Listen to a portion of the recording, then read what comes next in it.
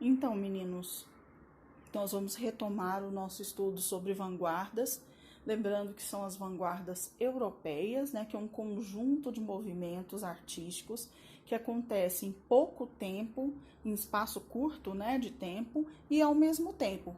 Cada uma delas traz um aspecto da arte e quebra paradigmas, ou seja, traz novos formatos, propõe novas ideias para a arte, né?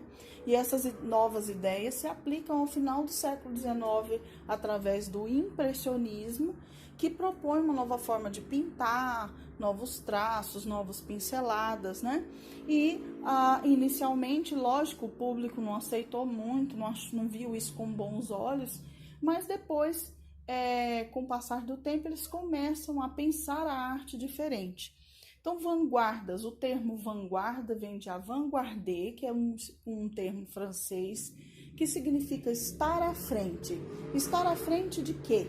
Estar à frente, no caso do avant-garde, né, era o pelotão militar que estava à frente, ou seja, que entrava em combate primeiro, né? No nosso caso aqui, o termo vanguarda se aplica a trazer um novo formato para a música, para a arte no geral, para a música também, né? Mas para a arte no geral, né? E não só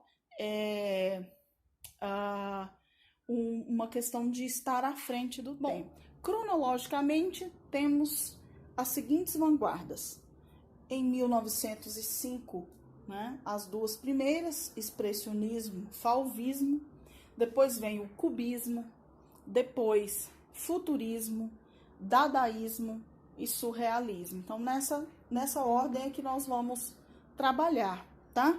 Então, começando pelo expressionismo, o expressionismo foi uma corrente artística que surgiu na Alemanha entre os anos de 1905 e 1930, ou seja, esse período é um período de efervescência da arte expressionista, da vanguarda expressionista.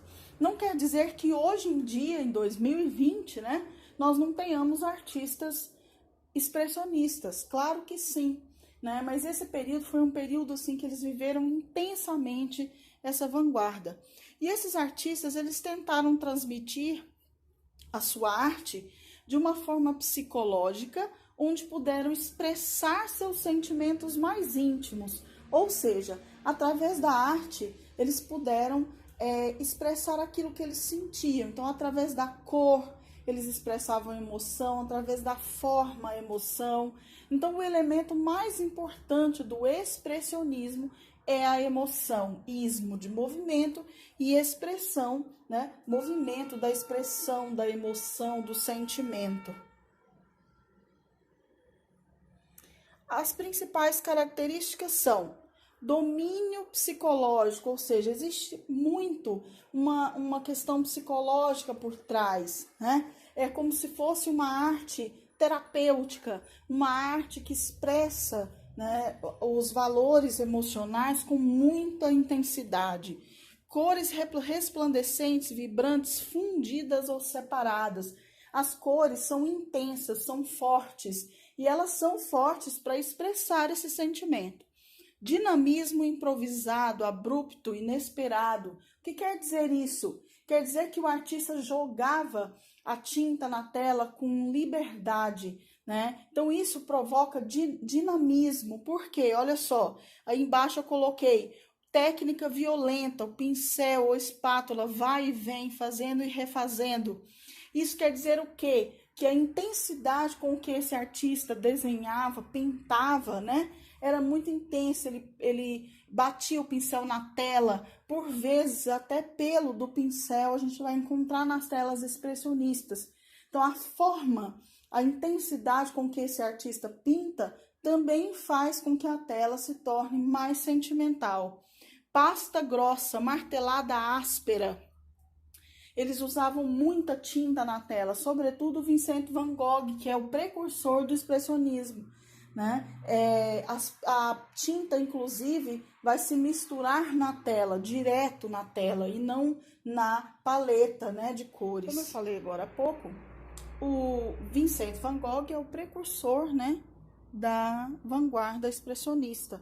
Foi ele quem começou a transmitir esses sentimentos através das cores, né?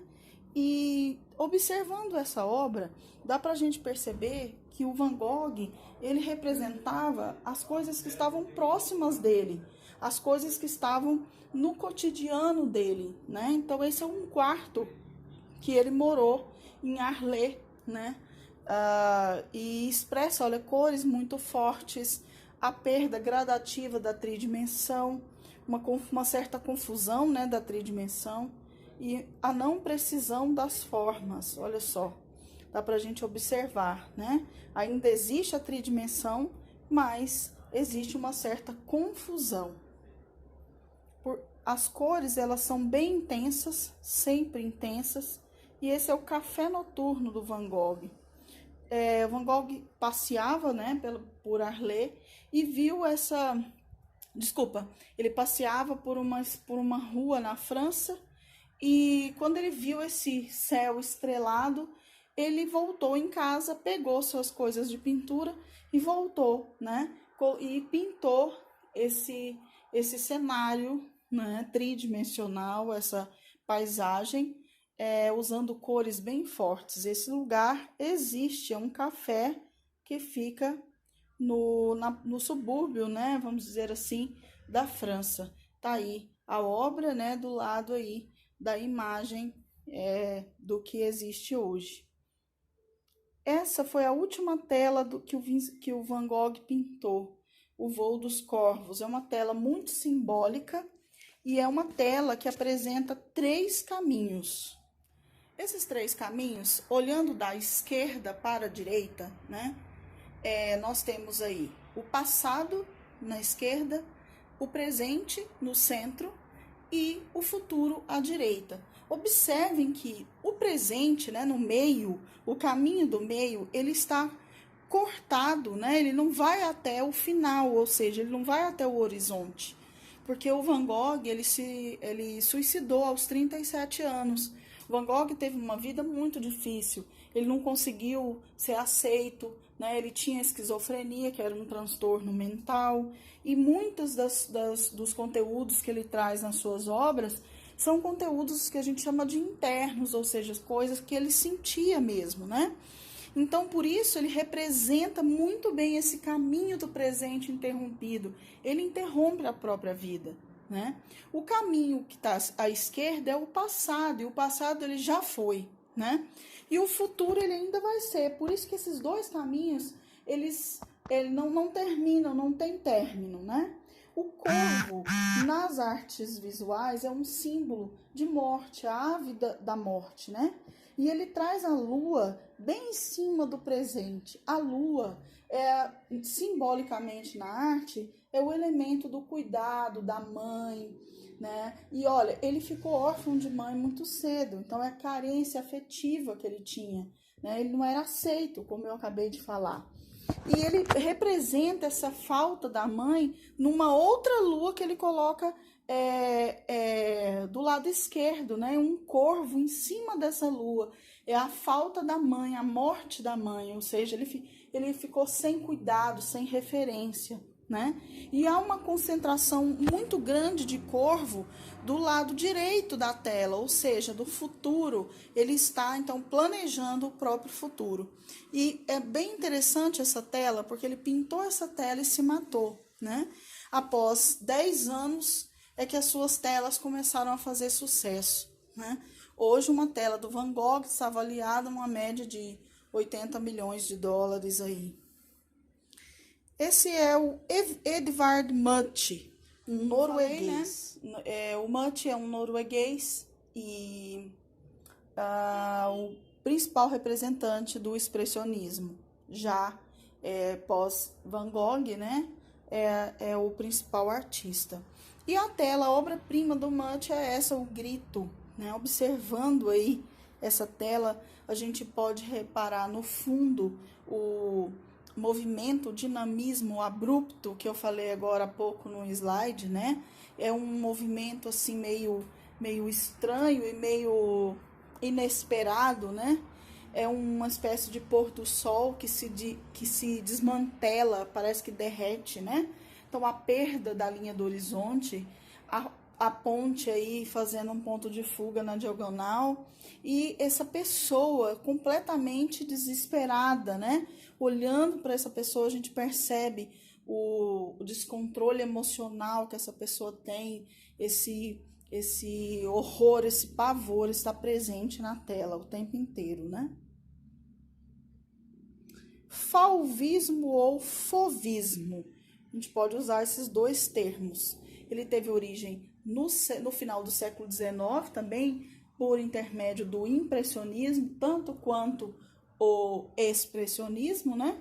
E seus precursores foram Paul Gauguin e Vincent van Gogh. Mais o Gauguin do que o Van Gogh. O Van Gogh traz aquela questão da emoção e as cores que ele usa são cores muito fortes. E isso vai influenciar diretamente o fauvismo, né? Mas quem leva à frente essa vanguarda mesmo é o Gauguin, tá? E começou na França, diferente do expressionismo, que é inspirado pelo Van Gogh, começa na Alemanha. O fauvismo é o nome dado a essa tendência estética que procurou explorar a expressividade da cor na representação da pintura. Então, o elemento cor é o elemento mais importante do fauvismo. Então, temos o elemento emoção no expressionismo e agora o elemento cor no fauvismo. Bom, o termo fauvismo significa animais selvagens, vem do termo le fauve. Esse le fauve foi um termo que o Louis Vauxelles, que era um crítico de arte, utilizou quando chegou na primeira exposição de arte dos artistas fauvistas. Quando ele chegou e viu essas telas, né, dos artistas fauvistas, ele falou, nó, le fauve, né? Ou seja, vocês são bestas selvagens. Por quê? Porque as cores eram muito fortes e irreais. Essa obra de baixo aí é do André Derain, que é um artista que também era do período fauvista, né? E ele pintou muitas paisagens utilizando a técnica fauvista. Principais características: criar em arte não tem relação com o intelecto nem com sentimentos, é simplesmente criar, é deixar a criatividade falar mais alto. Então não importa se a árvore tem que ser com a copa amarela, o tronco marrom, isso não importa. Então eles vão usar mesmo as cores muito fortes e irreais. Criar é seguir os impulsos do instinto, ou seja, eu vou jogar na tela aquela cor que eu achar melhor para qualquer elemento da tela. A cor pura deve ser exaltada. Então, ao invés de eu misturar um monte de cores, eu vou usar um tipo de verde, um tipo de azul, um tipo de vermelho e as cores muito fortes, né? Muito fortes. Pinceladas violentas, espontâneas e definitivas. Isso já vem lá do impressionismo, né? A gente falou disso agora há pouco no expressionismo e estamos falando novamente. Existe uma liberdade para se pintar, para se fazer arte, né? Colorido brutal, não correspondendo à realidade. A gente viu agora aí na tela do André Derain quão forte ele usa em determinados espaços da tela. Uso exclusivo de cores puras, como saem das bisnagas, ou seja, a cor, como ela é mesmo original, ela é transmitida para o quadro, né? Sem misturas de cores, sem nuances, né? Por exemplo, nuances de azul, nuances de rosa, nuances de vermelho, né? A pintura por manchas largas, formando grandes planos. A gente vai ver a mesma cor em vários lugares na tela, em lugares assim nada a ver um com o outro. Esta é a obra-prima do artista Paul Gauguin. De onde viemos? Quem somos? Para onde vamos? Essa tela foi feita em 1897, ou seja, finalzinho do século XIX, e é por isso que, né, o torna até precursor do fauvismo. Observe como as cores são fortes, as pessoas têm como tom de pele um amarelo forte e real, né? Essa tela, gente, ela retrata o ciclo da vida por completo. Né? Começando da direita para a esquerda, nós temos aí um casal com uma criança numa espécie de manjedoura que lembra, né, o nascimento de Cristo. Atrás nós temos aí um fundo, uma natureza muito icônica, né? Uma natureza muito fragmentada, muito estilizada, mas temos aí uma mulher que olha para o nascimento de Cristo, né? É uma mulher como se fosse os reis magos, que traz a energia do nascimento. No meio nós temos aí uma pessoa, né, que olha para cima e tira alguma coisa de cima, né? Nós podemos relembrar aí a crucificação de Jesus, né, que é o momento onde ele entrega o seu corpo, né? E caminhando para o lado esquerdo da tela, nós temos aí já uma mulher com animais, né, já adulta, e comendo essa possível uma fruta, né, como se fosse a fruta do pecado, a fruta que traz os pecados do mundo, que faz com que a gente exercite determinados elementos, né, para que a gente tome consciência os obstáculos da vida. Lá atrás, ainda do lado esquerdo da tela, nós temos aí uma imagem de Buda, né, que põe as mãos, uma do lado direito, voltado com a palma para fora, outra do lado esquerdo, né? E do lado de Buda nós temos uma mulher que olha para trás, né? Ela olha para o passado, ou seja, ela olha, como se ela estivesse olhando para o resto da tela, olhando para a humanidade, para se purificar, né? O Buda, que é um cara que se iluminou, né? Então ela é inspirada por Buda, por isso está do lado do Buda, né? Olha para a humanidade para se inspirar e atingir a maturidade. E por fim, esses dois personagens que tá bem no extremo da tela do lado esquerdo, que é a anciã, que é essa personagem mais escura, ensinando para a mulher mais nova. Então, é a mulher de idade ensinando para uma mulher mais nova. Então, esse é o ciclo da vida, né? A tela começa na direita com o nascimento e se encerra com uma anciã, ou seja, com a mulher, com a velha, né? Com a sábia. Tá? Enfim, temos aí duas telas do artista Henri Matisse. Matisse foi o principal representante do fauvismo. E aí eu estou trazendo para vocês duas telas das mais importantes da obra do Matisse, né? Ciranda, que é essa obra em que ele retrata a infância. Então ele traz aí crianças brincando, né, de roda. Eu queria que vocês observassem principalmente o fundo. Ele faz uma coisa muito interessante aí. Eu falei agora no começo da aula, né, da perda da tridimensão. Isso acontece no expressionismo e também acontece no fauvismo. A perda gradativa da tridimensão. Então, olha o que ele faz. Ele coloca a roda em tridimensão, mas o fundo é bidimensional. Então, a parte da grama, né, verde, fica embaixo e a parte do céu em cima. Ou seja, a forma como ele faz fica um fundo plano, porque não tem linha do horizonte. A tonalidade que ele usa na pele é uma tonalidade bem forte, né? E ele apresenta em movimento. Algumas pessoas parecem até estar arrastadas, né? Porque ele não define bem o corpo. A Harmonia em Vermelho é uma obra que tem bem aquela característica de vários planos com a mesma cor. Observem, a mesa tem a mesma tonalidade de cor do forro, né?